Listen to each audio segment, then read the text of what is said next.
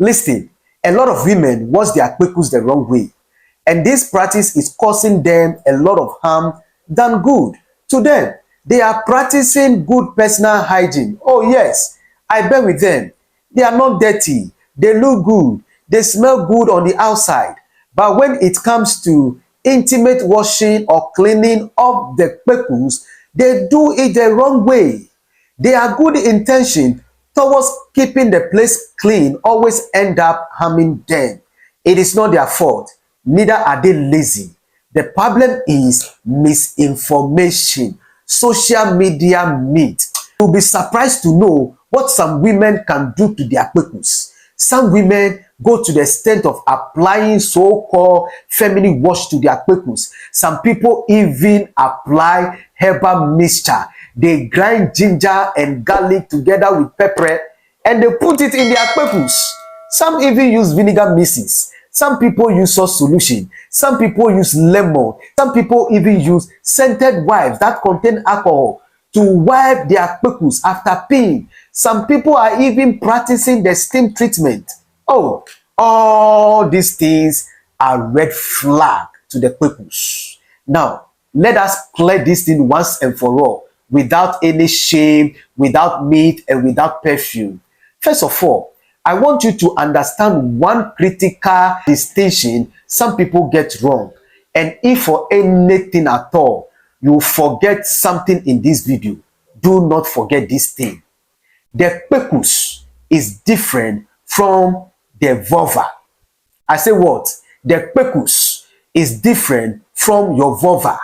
The kpekus is an internal muscular canal that you cannot see with your eye. What people mostly refer to as the kpekus is the vulva, which is the outside one that you can see.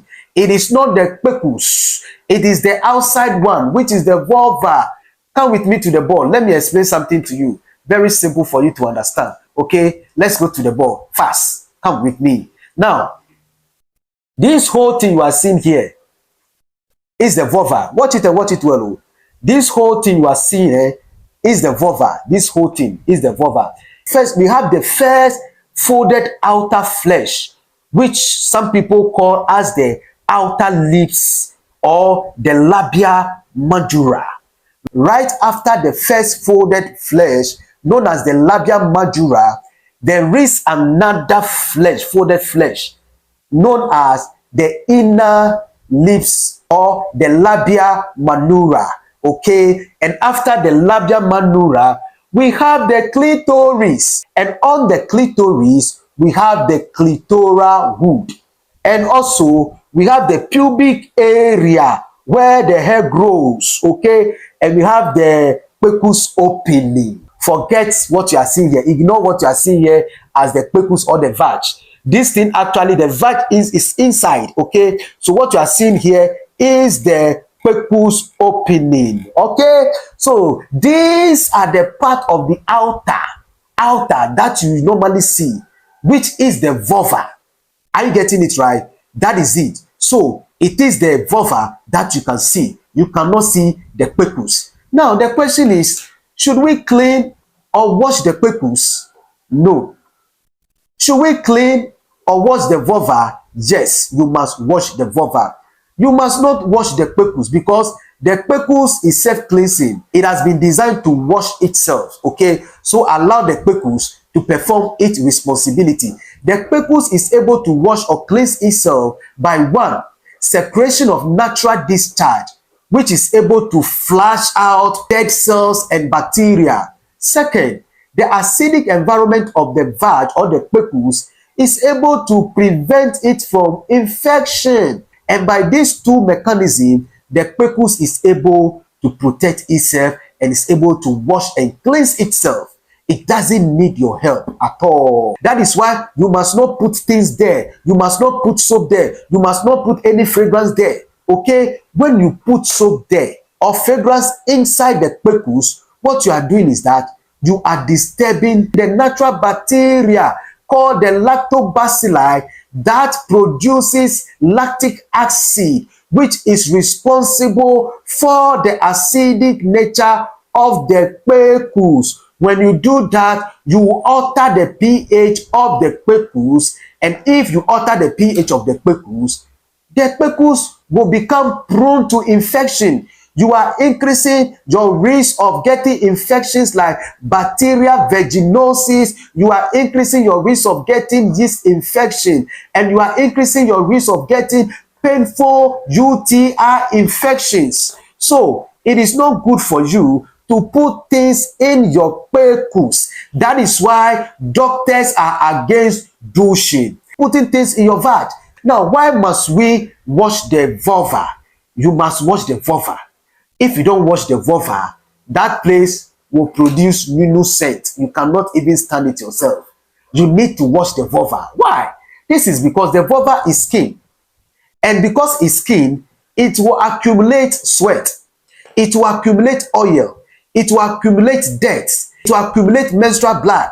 It will accumulate kpekus discharge. So you need to wash the vulva. Otherwise, it will smell. And there is a way to wash your vulva. Use lukewarm water.